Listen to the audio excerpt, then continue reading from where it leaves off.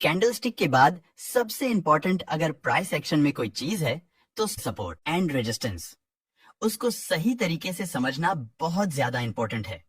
और इस वीडियो में सपोर्ट एंड रेजिस्टेंस को सिर्फ हम ड्रॉ करना ही नहीं सीखेंगे, बल्कि उसकी साइकोलॉजी, उसका बिहेवियर और उसको किस तरीके से हम ट्रेड कर सकते हैं, यह सब चीज इस वीडियो में हम सिखाने वाले हैं।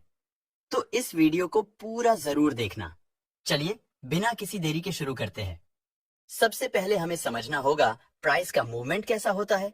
किसी भी स्टॉक या इंडेक्स में बाइंग होती है तो प्राइस ऊपर जाता है और वही हमें बुलिश कैंडल चार्ट पर दिखाई देता है। अगर उसी तरह सेलिंग होता है तो प्राइस डाउन होगा और उसी तरह हमें बेरिश कैंडल्स चार्ट पर दिखाई देंगे। तो चलिए सपोर्ट और रेजिस्टेंस के बारे में समझते हैं। सबसे पहले मैंने आपको बताया प्राइस का मोमेंटम हमें समझना होगा। सपोर्ट एंड रेजिस्टेंस बनता कैसे है? फॉर एग्जाम्पल, अगर प्राइस यहाँ स्टार्ट हो रहा है और यहाँ पर बायर्स अगर आते हैं तो प्राइस इंक्रीज होगा, और जैसे ही प्राइस इंक्रीज हो रहा है तो यहाँ पर और बायर्स आएंगे क्योंकि प्राइस बढ़ रहा है।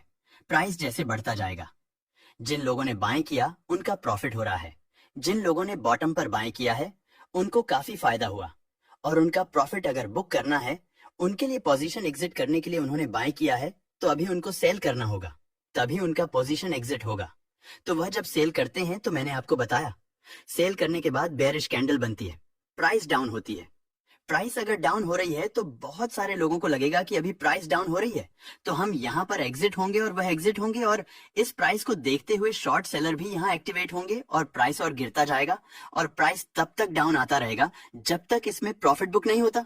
जैसे ही प्रॉफिट इसमें बुक हुआ, सेलर का तो शॉर्ट सेलर को अगर प्रॉफिट बुक करना है तो उसको बाय करना होगा, और जैसे ही बाय करेगा तो फिर से वहां पर प्राइस इंक्रीज होगी, और उसी तरह फिर से जिन लोगों ने पहले बाय किया था बॉटम पर उनको सेम लेवल पर प्राइस मिल रहा है तो फिर से बाय करेंगे और प्राइस इंक्रीज होता जाएगा, और वह प्राइस वहां तक जाएगा जहां से वह रिवर्स हुआ है, क्योंकि उस लेवल तक प्राइस ऑलरेडी गया था।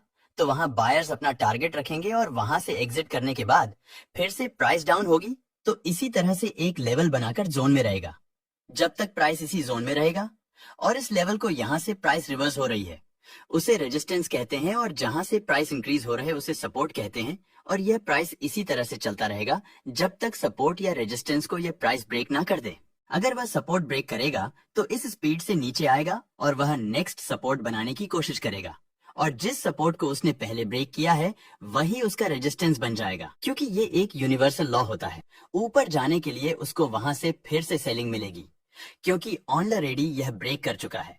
और सेम थिंग अगर रेजिस्टेंस ब्रेक होता है, वह नेक्स्ट रेजिस्टेंस लेवल तक प्राइस ऊपर जाता रहेगा, और जैसे इसमें बायर्स अपना प्रॉफिट बुक करेंगे तो प्राइस वहां से डिक्रीज होना शुरू होगा, और वह उस रेजिस्टेंस तक आएगा जिस रेजिस्टेंस को उसने पहले ब्रेक किया था, लेकिन अब वह उसका रेजिस्टेंस नहीं है, उसका सपोर्ट बन चुका है, क्योंकि ये एक यूनिवर्सल लॉ होता है। तो अब इसके ऊपर रहने के चांसेस बहुत ज्यादा होगी, क्योंकि बायर्स यहाँ पर बाय ही करेंगे। तो अगर सपोर्ट ब्रेक करता है तो वो प्राइस का रेजिस्टेंस बन जाएगा, और अगर रेजिस्टेंस ब्रेक करता है तो वो उस प्राइस का सपोर्ट बन जाएगा। इसी तरह से मार्केट के अंदर momentum consistency support and resistance का चलता रहता है। लेकिन मैं आपको यह बताना चाहता हूँ कि सपोर्ट एंड रेजिस्टेंस सिर्फ एक ही रेंज का नहीं होता है।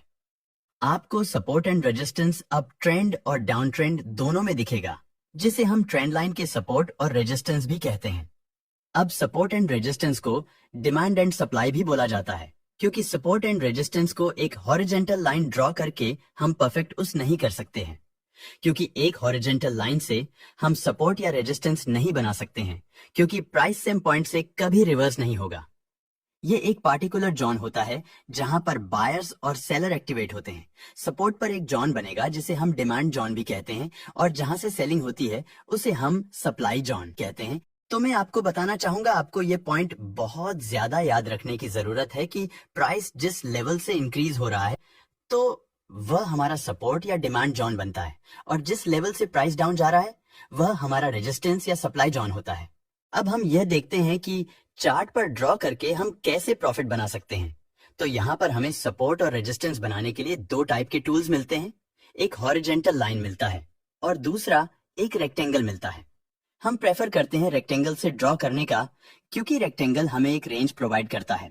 तो आपको यहाँ पर दिख रहा है कि प्राइस यहाँ से डाउन ट्रेंड या इसी लेवल से रिवर्स हुआ। जब तक ये प्राइस यहाँ पर सपोर्ट लगा तो यहाँ पर एक रेंज ट्रेडिंग करने के लिए मिल सकता है।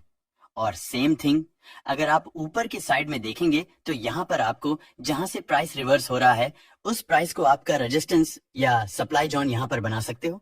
आपको यहाँ पर क्लियर यहाँ पर अभी दिख गया है कि सपोर्ट एंड रेजिस्टेंस किस तरह से ड्रा करते हैं। ये मैंने आपको एक रेंज में बताया, लेकिन आप इस तरह से एक ट्रेंड लाइन का सपोर्ट रेजिस्टेंस भी बना सकते हो। जैसे कि यह अभी मार्केट यहाँ से डाउन हुआ है, इस तरीके से यहाँ ट्रेंड लाइन ड्रॉ करके एक रेजिस्टेंस या फिर एक सपोर्ट लाइन यहाँ पर क्रिएट कर सकते हैं। आपको प्राइस वहां से इंक्रीज और डिक्रीज होता हुआ दिखेगा अगर आप सपोर्ट एंड रेजिस्टेंस बनाते हैं और उस तरीके से अब समझकर ट्रेड करते हैं, तो ऑब्वियसली आपको काफी सारा प्रॉफिट आप बना सकते हो। ट्रेड कैसे करना है? तो आपको इसमें दो टाइप के ट्रेड आप कर सकते हैं। एक इसमें रिवर्सल ट्रेडिंग कर सकते हो आप, और एक ब्रेकआउट ट्रेडिंग होती है। फॉर एग्जाम्पल, अगर रिवर्सल ट्रेडिंग की अगर बात करूं तो यहां पर रिवर्सल ट्रेडिंग आप कर सकते हो जैसे प्राइस सपोर्ट पर आता है और उसके बाद अगर हमें कोई बुलिश कैंडल मिलती है तो हम यहां पर एक बाएं साइड का ट्रेड ले सकते हैं। और जैसे हमें रेजिस्टेंस पर अगर एक बेरिश कैंडल मिलती है और बेरिश मोमेंटम देखने के लिए मिलता है तो हम यहां पर सीलिंग का ट्रेड ले सकते हैं। लेकिन मैं आपको एक चीज बता दूं जो सबसे इंपॉर्टेंट है, अगर आप कैश मार्केट या फ्यूचर या ऑप्शन सेलिंग में अगर ट्रेड करेंगे तो इसमें आपको काफी अच्छी एक्यूरेसी मिलेगी। बट अगर आप ऑप्शन में बाय करते हो तो आपको रिवर्सल ट्रेडिंग को अवॉइड करना चाहिए, क्योंकि यहां पर आपका प्रीमियम डिक्रीज होगा, प्रीमियम घटता रहेगा, प्राइस ना ऊपर जाएगा ना नीचे आएगा। तो इसीलिए ये स्ट्रेटजी ऑप्शन सेलर या कैश मार्केट में जो स्टॉक में खरीद सकते और भेजते हैं के लिए, और अगर आप ऑप्शन बायर के लिए करना चाहते तो इसके लिए ब्रेकआउट स्ट्रेटजी होती है।